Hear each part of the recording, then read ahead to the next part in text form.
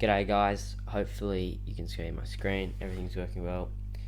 I think my microphone was making a bit of static noise before, but hopefully that's alright. Normally it just goes away after 3 minutes, when I'm not touching it for a while, so that should be alright. But yeah, I think today is new podcast episode, and in this episode what I'm going to be doing is I'm going to be going over how you should be structuring your Supercoach team for 2021, and then also reviewing my mate's Supercoach teams.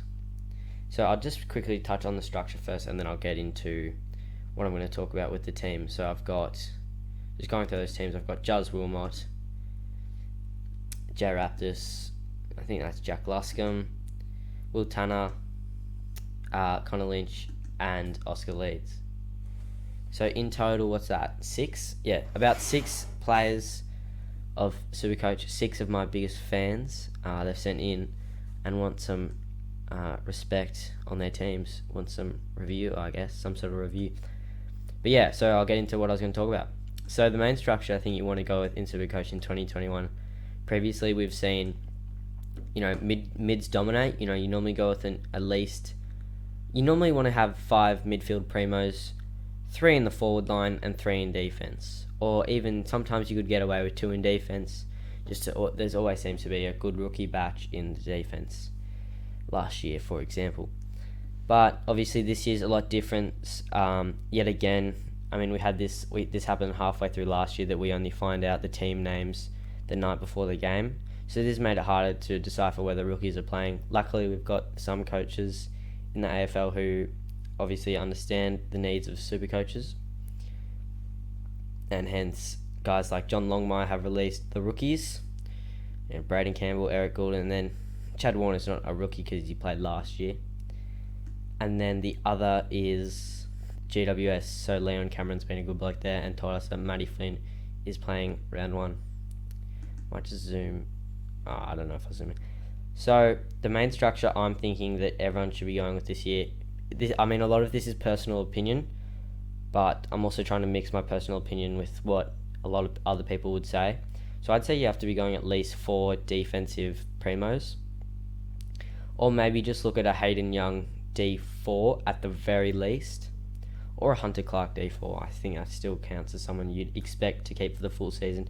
So this is mainly because, as I talked about, the lack of defender rookies. All we've heard of is Kojitski, who should be playing after King 6 in a practice match, and Tom Highmore replacing James Frawley's position, and everyone loves James Frawley, and what I had to say about him in the last video.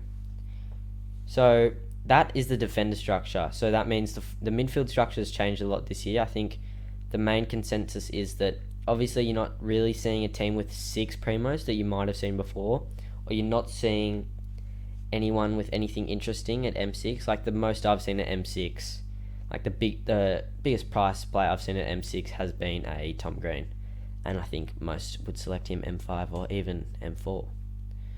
So I think you want to go with the 4 big guns. So my big guns are Steele, McRae, Zerrett, and Laird. And then I've opted with the 4 rookies, and then 3 of them being upper class ones. Based on their price, you can sort of tell that. And then I've still got cover in here. Whereas rookie, if I put these on field, right, which I could if I wanted to, but they're not going to score as much as Clark and Young, and also I'm not going to have any cover on the bench, which is what you're looking for. You also want your bench to be making money throughout the season. Rucks, I think you should be going Gawn, at least Gawn and Draper, if that's what you're opting for. But if you're opting to go, so as I said, if you're opting to go with the 1 ruck of Gawn and Grundy, it should be Gawn, definitely. He's playing 3 rookies straight away. I think that's an easy 140 combined. And then, but for me personally, and definitely a lot of others, set and forget. You put these 2 in stone. You don't have to worry about your rucks for the rest of the season, any trades. Last year I wasted 4 trades trying to get going in, and it's just too much of a hassle, and it's not worth it. Forward, I've usually gone with the 3 primos in the past, and then maybe, F4 you go with something a bit interesting like a Zeeble type. However, this year I've opted for him at F3, mainly just the whole team structure really just changed because of the lack of defensive rookies, and obviously these new rules, as I need to talk about. So The main thing we need to realise this year is there's more time on ground, so midfielders might not be used to that, whereas it's not going to have much of a hassle on ball carrying defenders, I feel. Addition, we talk about the new man on the mark rule. So the man on the mark can't move at all. So this allows for greater play on from any sort of marking area or free kick, and that really helps these ball carrying defenders, Shaw, Lloyd, Daniel and Stewart. So it's not just the rookie problem, it's also the fact that I think they're going to score, they could be up there with the way midfield score. So just have a stopwatch to work out how much time I'm going through. And then the other one for that is that due to less interchanges this year, I think it's only 75 now, what we're going to see in the AFL, and which will correlate to Supercoach, is what I'm going to get to, is we're going to see players are going to be more tired due to less inter-stop changes, and it's probably going to mean there's going to be less contested football, so we're going to see more use of the wing types. So actually that's why I've made the change in getting McRae. I've realised Oliver scores too many of his points from stoppages to trust this year, due to probably going to see a decrease. Well, obviously it's still going to be an increase due to more time, but it's not going to be the same amount as previous, and that's why I've opted without Oliver. But yeah, as I get back to the defense, as I was talking about, with less stoppages, we're going to see more we're going to see more uncontested play, more flow of the game, and this is really going to benefit these type of players. Your run and carry defenders, and even guys like Brad Hill. I mean, it's just an example, but he's definitely a trap. I want to look for him. But wings such as McRae, who can play wing for the Dogs, that's the reason why they're good picks. Getting onto the forwards, as I was discussing, I think you should be going 2 primos. I've seen 1 primo, I've seen 0, as I've seen from Supercoach George going Tom Atkins at F1. Very interesting, but each to their own. I've personally just opted with Dunkley and Martin. I think they're both top 6 locks.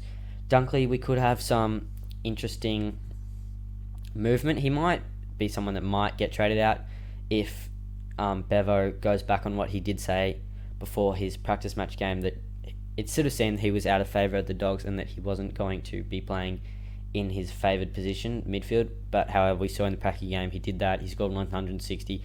I think he does have the motivation to play well this year and work his way to the Dons next year. But yeah, that's enough talking about that. I'll check what I'm up to. Yeah, so 8 minutes in, I'll probably just get to these teams then. So that's what I'll be assessing these teams on, how their defensive structure is, the midfield structure, and that. But yeah, if you want to build a Supercoach team, this is probably how I'd structure it. 4 defender, so you want to think of it as 12 keepers. You've got 4 here, 4 here, 2 here, 2 here, total 12. And then you've got 1, 2, 3, sort of, that 200k range that will be stepping stones to the big guns. Okay, so the first team I've got here is Oscar Leeds. I believe it's Oscar Leeds, I hope so. Okay, I need to zoom out. Okay, so let's go through his team.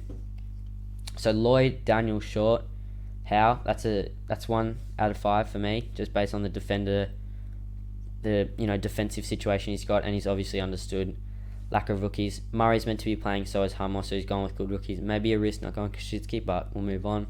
McRae over Oliver, I like that as well, something I opted for. We've actually got the same. Hang on. We've got the same 5 out of 6. We've got the same 8 out of 8, the same 2 out of 2, and the same 5 out of 6. Leedsy, I think he's seen my team and he's copied it completely. Oh jeez, CEO. So yeah, these two, don't know. Tracy, need to get rid of. He's suspended for first 2 weeks. Waterman also, don't know about his scoring potential just based on that price. Dunkley, Dusty, good. I mean, I can't really fault this team because it's so similar to mine. I'd probably just, in comparison to if I'm saying mine's a 10 out of 10, which I will, mine's 10 out of 10. That's winning the 50,000, coming first Supercoach this year. Then I'll have to rate this a 9 out of 10 if I'm racing mine 10 out of 10, mainly because I don't know about Impy and I don't know about, where is it? Jeez, what was I trying to find? Yeah, Tracy, Charlie, just get rid of him. My boy Freet, as I've mentioned in previous videos. Okay, so moving on to the second team I've got here And this team is complimentary of Connor Lynch, the big AFL draft prospect. Thinks he's got a chance at being good at Supercoach. Alright, so going through his team. Alright, so first thing I've noticed is, I guess you could say 4 primo forwards. Very questionable. And then he's somehow gone Warpel, 5, Cripps. Great. I like the differentials. It's a really different team, this. Straight away I'm thinking it's got to be it's better than the... Jeez. He's still got the defender structure. Now, these two will definitely play. Now, the only thing is I don't know about Sharp, so that might just be bad on having him. Phillips, as I've told him in person, he needs to put Campbell on field for Brockman and then Downey on field for Powell. He needs to get Eric Goulden. I think he's a lock. Phillips, just downgrade him to Goulden. You make 90k almost in, or 80k almost in cash in the bank. Use that. That gives him 150k. He could probably think about getting rid of Jack Higgins. Very questionable. I liked Liam Ryan pick. Flying Ryan. Very good idea to have him, considering the back end of his season last year where he was averaging 100 plus. Toby Green, I'm not sure of as a previous owner last year. Gets injured too much for my liking. Not necessarily injured, but he always misses an odd game there and there. He does have potential to go big though. So I'm going to give this team... It's weird because he's still got the structure, but he's got players that... Like, this team could go terrible. So I've probably got to rate it lower than Leeds', but I like it a lot more, if that makes sense. Like, I'm playing it extremely safe with my team here, but I'd rather have something like this where it's, you're taking more of a risk. But the thing is, 1, 2, 3, 4, 5, 6. 6 of them fail, his season's over. He's not going to have enough trades to repair it. So that's probably why I've got to give it a 7.5 out of 10. He could probably just upgrade it. Higgins, he probably needs to get rid of 2 of these risks, I think. So let's consider it like this. 1, 2, 3, 4, 5, 6. 6 questionable, and he's paying up for them. Maybe besides Caldwell, you'd talk about paying up. So I'd rate that a 7.5. I think he can get up to a 9 or a 9.5 if he just upgrades 2 of them somehow. Okay, so Will Tanner's team is next. I don't know if I can zoom in here. Oh, okay, that doesn't give me anything. Can I zoom in? Okay. Defender structure, again, I like it. He's gone with the 5. Very good idea. Hunter Clark's a good player. Definitely rate that backline.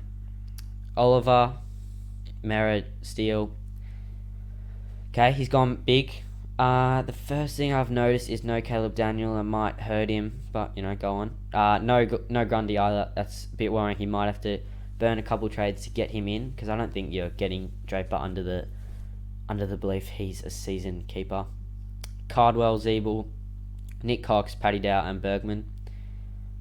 I like this team. If I was him, I might say there's almost one too many risks, or maybe it's a good... I don't know. I mean, you've got 1, 2. I think you get Cardwell and Clark in as the expectation that they play the whole season, and that they're keepers in your team, especially when you've got someone like Draper. So that's probably where I'd say I think Hunter Clark is I don't know if you need Caldwell. I'd probably rather look for that 100k. You could maybe even find that downgrading this era. I don't know. I mean, that's too much similar to my team in a way. I don't know about Oliver anymore. I've gone off him. I was completely on him, but just realizing the stoppages and how much his score is influenced by them, and then the lack of stoppages this year has put me off him. So I think you could always think about this team subbing Laird and Oliver. So you get rid of Laird, you get Daniel in here, save you 100k, and then you can go Caldwell up to someone like Butters, which I like a lot more. Yeah, it's still a good team regardless. I've got to rate this an 8.5. Okay. Now, I believe this is Jack Luskim's team. Alright, there we go. Hopefully you can still see me. So Luke Ryan, definitely differential, and Williams. Definitely a risk going with Williams. So just calculating his risk. He's got 1, 2, 3, 4. I don't know if he's a risk. So he's got 3 big risks, because you spend 500k on a guy like Rao, you expect him to stay the whole season. The same with Williams as well. You don't really want to burn a trade on him. I'd probably get rid of him mainly due to the suspension. Obviously, I know this bloke plays for league and not overall rank, so I can see the reason as to why. Mainly for cash is what he's doing, and he probably rates Phillips and Williams over a Daniel and a rookie, or Daniel and a Campbell, which is a perfect example because he doesn't have Campbell. Melbourne fan, Oliver, as I've said, wary on him. It's come a lot because, that's come a lot though. I've been influenced by a few mates on that one. Petrarca, like that pick as well. I've thought about him for my Oliver pick, but decided it has to be McRae. It can't not be. Butters, love him. Dow, Impey. Don't know about Impey as much. I think Dow, I don't know with Dow. I mean, a lot of talk is about... I mean, he played well in one practice match. Is mainly the hype, is it not? So, the idea is that he wants to bounce back and get his career back before it's too late. And I just don't know if he can. So, I'm going to rate... Actually, he's got to get rid of Phillips before I rate this team. Phillips down to Campbell. Williams offload maybe, unless, obviously, he's going for rank, as I've said. Backline, you probably want to get rid of Briggs. He's not playing round 1. Liam Jones, we don't know about completely. I'd rather have Flynn over Hunter. Chad Warner, there's probably too much cash on the bench. I think you can afford to get rid of an Impey, get rid of him, even like an Alec Waterman, saves you 110k. You can probably use that to go Williams up to Daniel if you're struggling for cash, or Stewart, or any guy like that. But I've got to rate this team. Jeez, because I gave Lynch a 7.5. This has got less risk. This is more of an 8.2. Okay, so moving on. Alright, Jraptors. Okay, he's got that defensive structure that I've talked about, that you need at least 4 primos in defense. So he's got that perfect. He's got Young in as well. I think that's a big tick. He's got a rookie that's probably going to be playing round 1. Gould I'd get rid of. I don't think he's playing round 1. Get in someone like even Nicholas Murray, 102k from Adelaide Crows. Clary.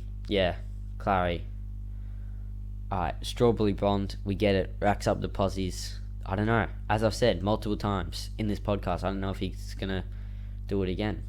But I've been strongly influenced by multiple outside sources on that issue. Main concern is no Grundy, I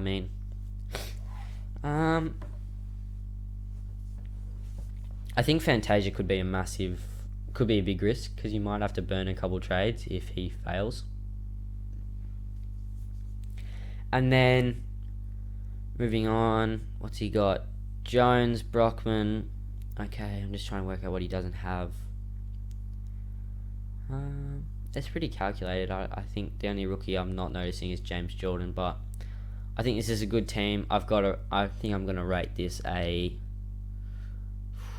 Jeez, this is actually this is harder than I thought.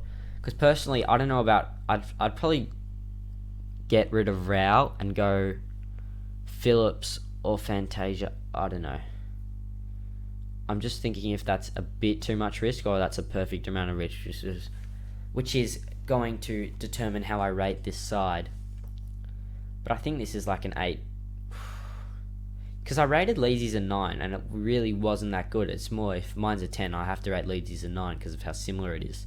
So then if I'm going to rate Leesy's a 9, I have to rate this a 9.2. But in regards to what I really think, it's more of an 8.8.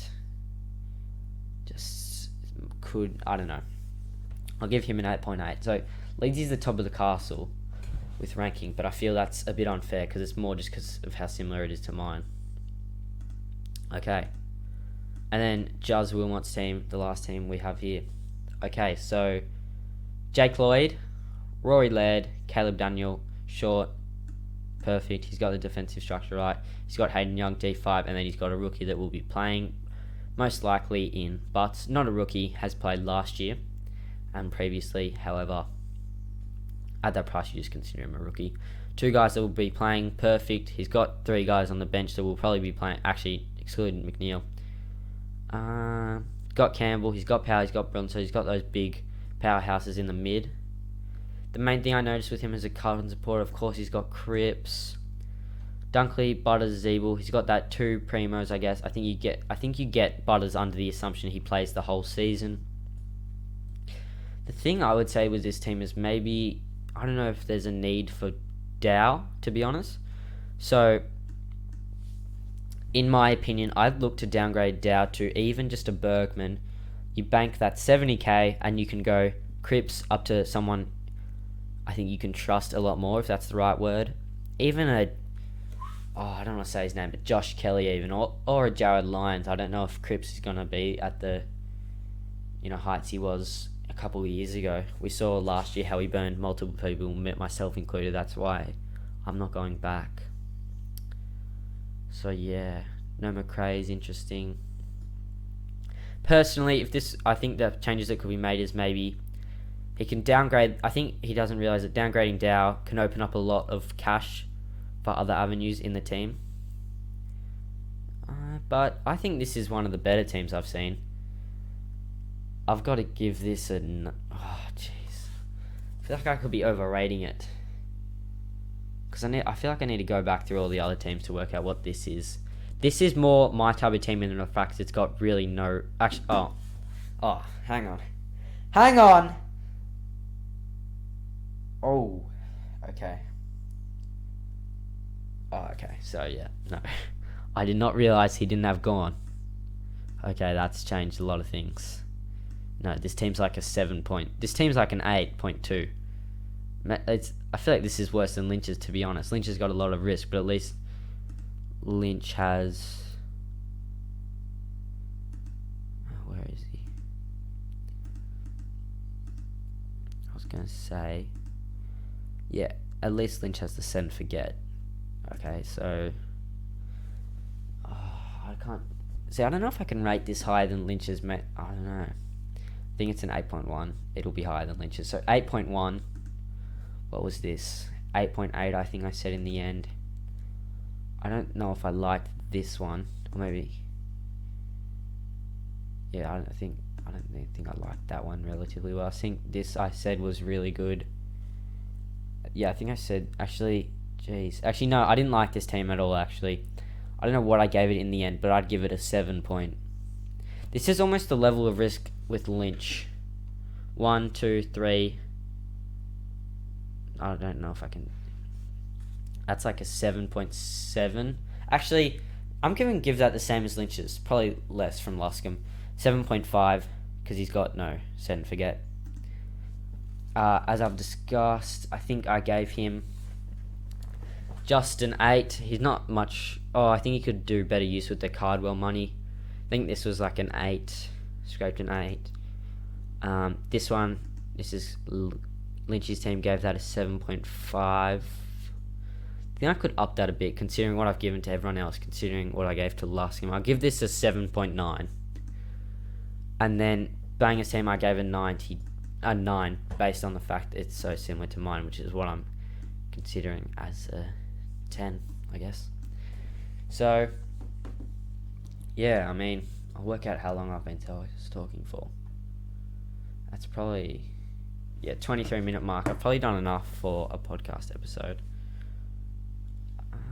I think I talked about the main structure you want with a Supercoach team, trying to understand things.